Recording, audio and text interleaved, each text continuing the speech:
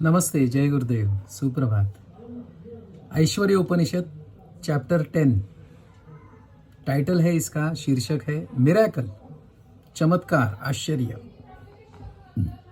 इसमें एक ही सूत्र है, give to others what you aspire for and watch the miracle. जिसके पीछे आप दौड़ रहे हैं ना, आपका मन दौड़ रहा है ना, जो आप चाहते हैं ना, हाँ, जिसके पीछे आप लगे हैं, जिसकी आपको चाहत है ना, ये दूसरों को दे दो। और क्या देखो तो मिरेकल देखो, चमत्कार देखो, आश्चर्य देखो। इसका मतलब ये सूत्र में कुछ तो ऐसा छुपा है जो हमें आश्चर्यचकित कर सकता है, हमें मिरेकल दिखा सकता है। इसका मतलब ये नॉर्मल बात नहीं है। हम कुछ अलग देखते हैं, अपने मन बुद्धि के मर्यादा में जो नहीं आता है, और वो जब हम देखते हैं ना, वो महसूस करते हैं ना, तब हम उसे मिरेकल कहते हैं, चमत्कार कहते हैं। तो नॉर्मल ह्यूमन बीइंग का माइंड और इंटेलेक्ट जिस ढंग से सोचता है, उसी ढंग से अगर बातें घटित होने लगी तो उसे मिरेकल नहीं लगता है। लेकिन उसके माइंड इंटेलेक्ट जो कॉम्प्रिहेंड नहीं कर पाता है, उसके परे अगर उसके सामने कुछ आके खड़ा रहता है, तो शायद वो उसे मिरेकल लगता है। तो एक तो साइंस वर्ड हमें पता है, दूसरा एक शब्द है स्पिरिचुअल साइंस।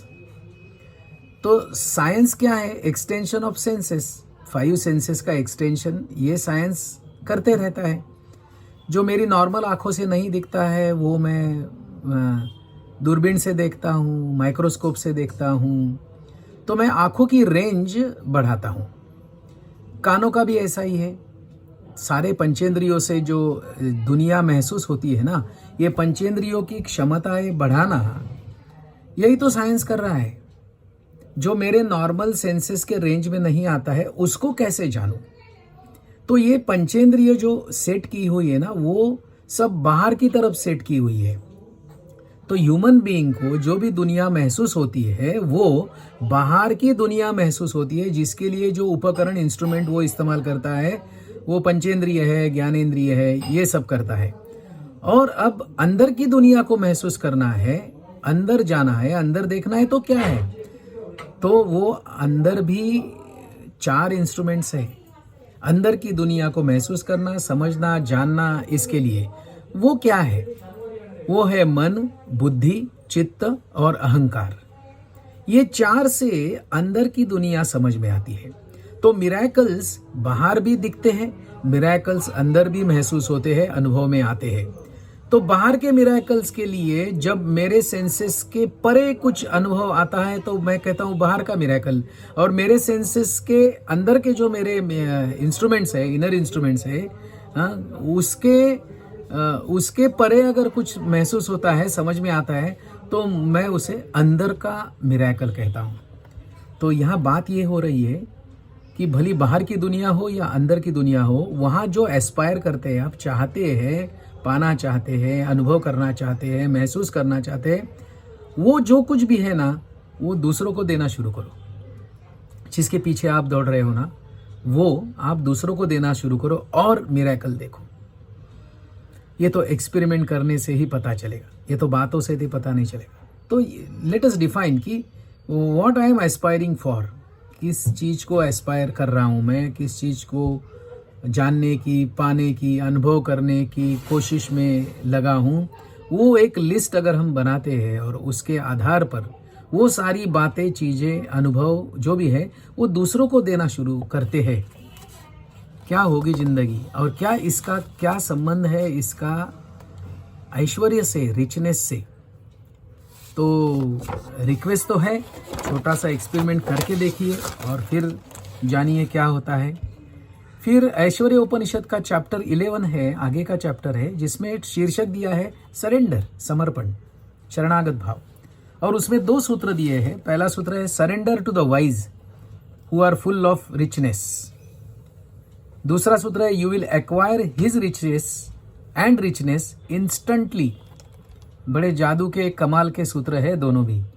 तो सरेंडर कर होना है, शरणागत भाव में जाना है किसके प्रति? वाइज के प्रति, जिसके पास विजडम है उसके प्रति।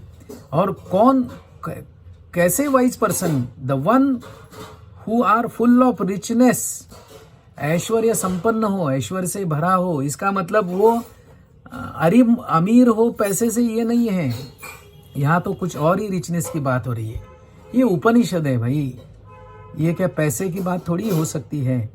तो ऐसा वाइज इंसान, ऐसा गुरु, सदगुरु, परम गुरु, जगत गुरु जो भी है, अगर जिंदगी में मिलता है, आता है, तो पहली बात तो उसे शरण जाओ, सरेंडर हो जाओ। और फिर क्या होता है, किसको शरण जाओ? वो उसी को तो गुरु, सदगुरु, परम गुरु, जगत गुरु कहते हैं, जो रिचनेस से भरा हुआ है, क्योंकि उसके पास ऐश्वर्य है। और ऐश्वर्य शब्द में ईश्वर का अधिष्ठान है। जो ईश्वर से जुड़ा हुआ है ना, कनेक्टेड है ना, शायद उसे ऐश्वर्य कहते हैं।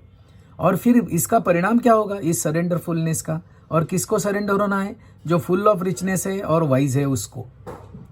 तो उसका परिणाम क्या है? You will acquire his riches and richness instantly, immediately घटित होने वाली बात है। The moment you surrender to the wise who is full of richness, what you get is you acquire his riches, उसकी सारी संपत्ति और उसका ऐश्वर्य, ये दोनों आपके हो जाते हैं, because you connected to it. और कनेक्शन का एक ही तरीका है, सरेंडरफुलनेस। सरेंडरफुलनेस का मतलब है मैं खत्म हो गया। जब मैं खत्म हो जाता हूं तो वो तो किसी से भी जुड़ सकता है ना, पूरे अस्तित्व से ही जुड़ जाना होता है। तो पूरा एग्जिस्टेंशियल रिचनेस, ऐश्वर्य आपका हो जाता है। तो ये surrender is the most wonderful key to acquire riches and richness, that too instantly of the wise persons who are full of richness. बड़ी जादू की और कमाल की बात गुरुजी बता रहे हैं यहाँ। Surrender, surrender. देखते हैं अगले चैप्टर में, चैप्टर 12 में क्या सीक्रेट बताया है रिचनेस के बारे में। धन्यवाद। जय गुरुदेव।